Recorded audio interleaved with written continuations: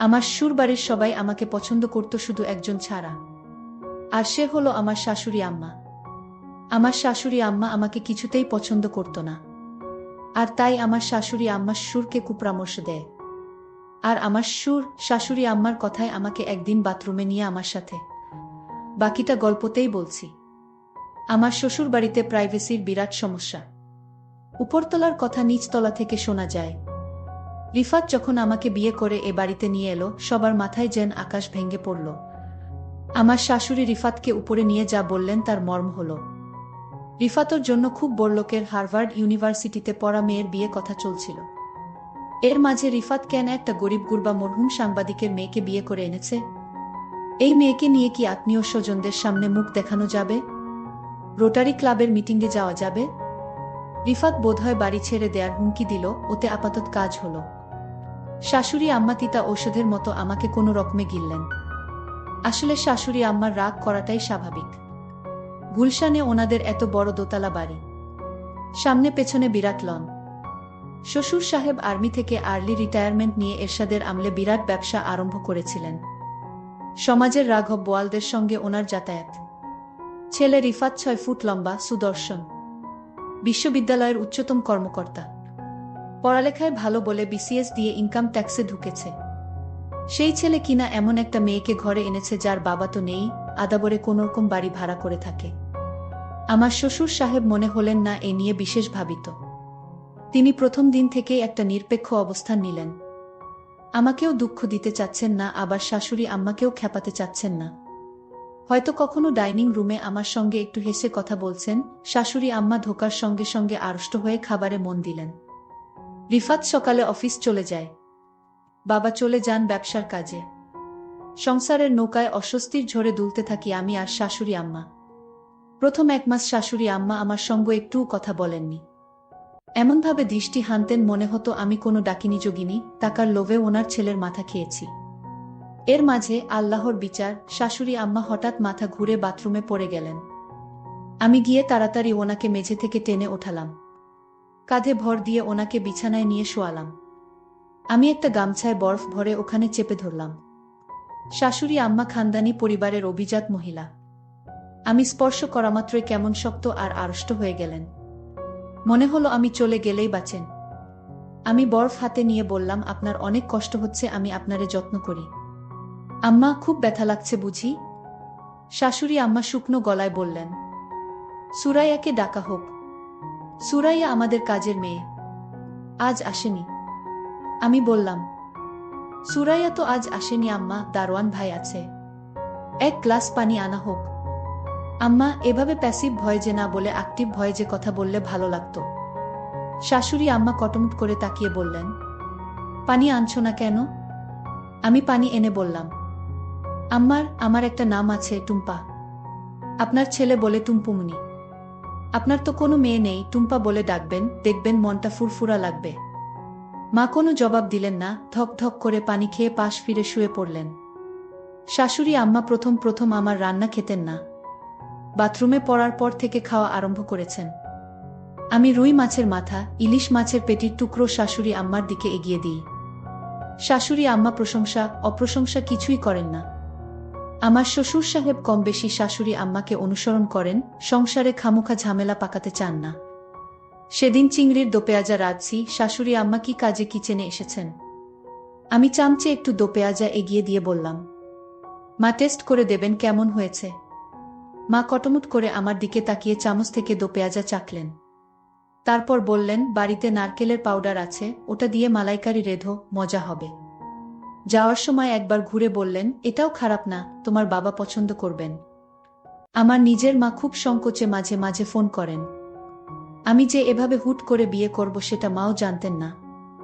অথচ আমি এ বাড়িতে আসার 3য় দিন আমার শাশুড়ি আম্মা মাকে একচোট কথা শুনিয়ে দিয়েছেন। মা ফোন করলেই জানতে চান আমি কেমন আছি। আমি জানাই খুব ভালো আছি। মা কি বুঝেন কে জানে, মন খারাপ করে ফোন রাখেন। এভাবে মাসের পর মাস কেটে যাচ্ছিল। শাশুড়ির মনের তাপমাত্রা কিছুতেই 0°C উপরে ওঠানো যাচ্ছিল না। সম্পর্কের বরফ গলতে সময় লাগছিল। অবশেষে একদিন সন্ধ্যায় আমি শাশুড়ি আম্মার প্রাণ ভোমরার সন্ধান পেলাম। আমাদের বাড়িতে রাত 8টায় খাওয়ার নিয়ম। রাতের খাওয়া শেষ হলে একটু গুছিয়ে আমি সোজা বেডরুমে চলে যাই। তখন থেকে সকাল 7টা পর্যন্ত সময়টা রিফাত আর আমার। এই সময়টা আমি অর্জন করি সারাদিন শাশুড়ি আম্মার অবহেলা সহ্য করে। পারতপক্ষে তখন আমি ঘর থেকে বের হই না। আমি আর রিফাত মনের সুখে মুভি দেখি। সেদিন কি কারণে বেরিয়েছি? ওমা, দেখি ড্রয়িং রুমে শাশুড়ি আম্মা একা একা খিল খিল করে হাসছেন। ওনার এরকম হাসি আমি কখনো শুনিনি। দরজার কাছে গিয়ে দেখলাম শাশুড়ি আম্মা স্টার প্লাসে শ্রীমান শ্রীমতী নামের এটা সিরিজ দেখছেন। আমি আস্তে করে গিয়ে শাশুড়ি আম্মার পাশে বসলাম। আম্মা একবার কটমট করে আমার দিকে তাকালেন, তারপর আবার টিভিতে মনোনিবেশ করলেন। হাসির মুভি তো চাইলেও গম্ভীর থাকতে পারছিলেন না, একটু পর পর ফিক করে হাসছিলেন। আমিও হাসিতে যোগ দিয়ে বললেন, আম্মা দেখেন মনীষা এটা কি করলো। যাই হোক, আমি শাশুড়ি আম্মাকে সবসময় হাসি খুশি রাখার চেষ্টা করতাম, কিন্তু শাশুড়ি আম্মা আমাকে পছন্দ করত না। শাশুড়ি আমার সাথে সবসময় আচরণ খারাপ করে। মনে হয় এ বাড়িতে আমি তাদের শত্রু। আমার স্বামী আমাকে অবশ্যই পছন্দ করে, কিন্তু আমার শাশুড়ি আম্মা আমাকে পছন্দ করে না। এক রাতে শাশুড়ি আম্মা আমার শ্বশুরের সাথে কানাকানি করছে। ফিসফিস করে আমার বিরুদ্ধে কি যেন বলল, আমি তেমন কিছু বুঝতে পারিনি। তবে এরপর দিন থেকে বাড়িতে আমি আমার শ্বশুরকে অন্যরকম দেখতে পেলাম। শ্বশুর আমাকে আগে যেভাবে বোমা বলে ডাকতেন, আজ আর তার মুখে সেই মধুর ভাষা নাই। প্রতিদিন সকালে নাস্তা করার সময় শ্বশুর আমাকে নিয়ে একসাথে নাস্তা করতেন, কিন্তু আজ আমাকে ডাক দেয়নি একসাথে নাস্তা করার জন্য। আমি বুঝে গেছি শাশুড়ি আম্মার কান পড়া পেয়েছে। জানি না আমার সাথে কি হয়। এরপরের দিন আমি আমার রুমে ঘুমাতে গেলাম। তারপর শ্বশুর আব্বা গভীর রাতে আমার রুমে প্রবেশ করল। আমি শ্বশুর আব্বাকে জিজ্ঞেস করলাম, বাবা আপনি এত রাতে আমার রুমে কেন? শ্বশুর আব্বা বললেন, শোনো মা, আমি তোমায় একটা কথা বলতে চাই। তুমি আমার কতটা রাখবে? কি কথা শ্বশুর আব্বা? শ্বশুর আব্বা বললেন, শোনো মা, এই বাড়িতে থাকতে হলে তুমি আমার একটি কথা রাখতে হবে। শ্বশুর আব্বাকে বললাম, কি কথা? কিন্তু শ্বশুর আব্বা বললেন, অন্য একদিন বলবো, আজ থাক, এখন তুমি ঘুমাও। শ্বশুর আব্বার মধ্যে আমি এক অন্যরকম দৃষ্টি দেখতে পেলাম, যা আমি আগে দেখিনি। এ বাড়িতে আমি প্রায় 6 মাস ধরে আছি। আজ শ্বশুর আমাকে কি বলতে চেয়েছিল তা আমি জানি না। এর 2-3 দিন পর আমি লক্ষ্য করলাম শ্বশুর আব্বা আমাকে তার মনের ভিতর লুকায়িত কথাটা বলার চেষ্টা করছে। আমি মনে মনে চিন্তা করলাম, শ্বশুর আব্বা কি বলতে চায় তা আমি শুনতে চাই। পরের দিন রাতে আমার শরীরে প্রচণ্ড জ্বর আসছিল, আমার খুব খারাপ লাগছিল। আমার পাশে কেউ নেই, একা একা রুমে জোরে আমি কাকড়াতে লাগলাম। এমন সময় হঠাৎ শ্বশুর আমার রুমে প্রবেশ করল। আমি শ্বশুর আব্বাকে দেখে চমকে গেলাম। আমি বললাম, শ্বশুর আব্বা, আমার শরীরের প্রচণ্ড জ্বর, আমার মাথা ব্যথা করছে। শ্বশুর আব্বা বললেন, মা, আমি তোমার মাথায় একটু ম্যাসাজ করে দেই, তাহলে তোমার মাথা ব্যথা কমে যাবে। আমি বললাম, শ্বশুর আব্বা, আপনার কষ্ট করতে হবে না। আমি বুঝতে পারলাম শাশুড়ি যেদিন শ্বশুরকে কানে কানে কিছু বলার পর থেকেই শ্বশুর আমার সাথে এমন ভালো ব্যবহার করছে। জানি না এটা কি ভালো ব্যবহার নাকি আমার সাথে অন্য কিছু হতে যাচ্ছে। যাই হোক, শ্বশুর আব্বা বললেন, মা, তোমার শরীরের অনেক জ্বর, তাছাড়া তোমার মাথা ব্যথা করছে, আমি তোমার মাথায় ম্যাসাজ করে দেই। আমার মাথাটা এত ব্যথা করছিল, আমি কিছুতেই আর না করতে পারলাম না। আর তাই শ্বশুর আব্বা আমার মাথায় মালিশ করে দিচ্ছিল। আমার খুব ভালো লাগছিল। আমার মাথা ব্যথাটা অর্ধেক কমে গিয়েছে। শ্বশুর আব্বা আমাকে বললেন, মা, আমি তোমার আর কোথায় মালিশ করে দিব? আমি বললাম, বাবা, আমার মাথা ব্যথা কমে গিয়েছে, আমার আর মালিশ করা লাগবে না। আপনি এখন রুমে গিয়ে ঘুমান। শ্বশুর আব্বা বললেন, ঠিক আছে বৌমা, তাহলে তুমি ঘুমিয়ে পড়ো, আমি সকালে আবার আসব। শ্বশুর আব্বা যখন রুম থেকে বের হতে লাগলেন, আমি শ্বশুর আব্বাকে ডাক দিলাম, বাবা শুনে যান। শ্বশুর আব্বা বললেন, কিছু বলবে বৌমা? আমি বললাম, হুম বাবা, আপনি আমাকে কি কথা বলতে চেয়েছিলেন? বলবেন বলবেন করে আর বলা হলো না। শ্বশুর আব্বা বললেন, মা, আমি তোমাকে যে কথাটি বলতে চাচ্ছি সেই কথাটা বললে তোমার মনটা খারাপ হয়ে যেতে পারে।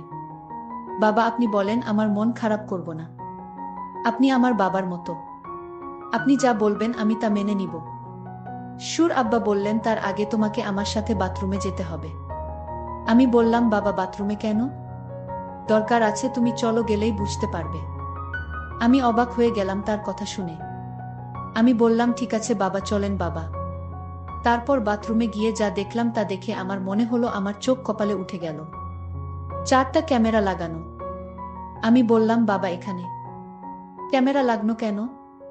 বাবা বললেন তোমার শাশুড়ি আম্মা এই ক্যামেরা লাগিয়েছে। আমি জিজ্ঞেস করলাম কেন এখানে ক্যামেরা লাগানো হয়েছে।